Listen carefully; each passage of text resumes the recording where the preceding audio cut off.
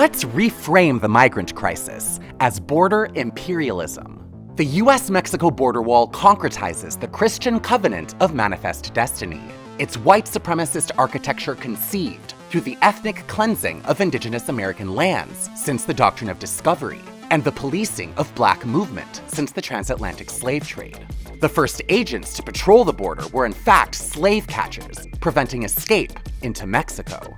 As Harsha Walia articulates, a large proportion of contemporary Central American migrants, and a growing share of Mexican migrants to the US, are indigenous people, colonized by the Spanish, captured by Mexico and Central American nation-states, subsumed into a pan-Latine and mestize identity, and criminalized through the imposition of borders.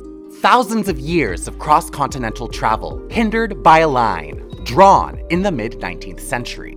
With neoliberal globalization, however, borders remain porous to capital. A free market, bolstered by trade agreements, empowers multinational corporations to flood Mexico and Central America with cheap goods, putting farmers and manufacturers out of business, increasing dependency on foreign imports, and destroying local economies. Neither do borders impede the military or the manipulation of statecraft. The US has intervened in regime change in Cuba, República Dominicana, Grenada, Guatemala, Haití, Mexico, Nicaragua, Panama, El Salvador, and Honduras. These political destabilizations served to ward off the specter of communism and keep Central American economies amenable to unfettered resource and labor extraction, particularly for the United Fruit Company, the first modern multinational, now Chiquita.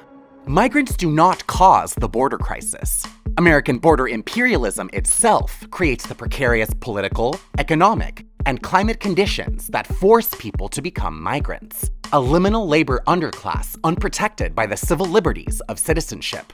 After all, what is the United States without its slave class? I mean, its essential workers. Capitalism does not engender democracy. Rather, it assembles the racist colonial hierarchies that empower territorial expansion, dispossession, enslavement, ownership, proletarianization, surveillance, and border rule. And never forget that the nation-state's origin and purpose is war.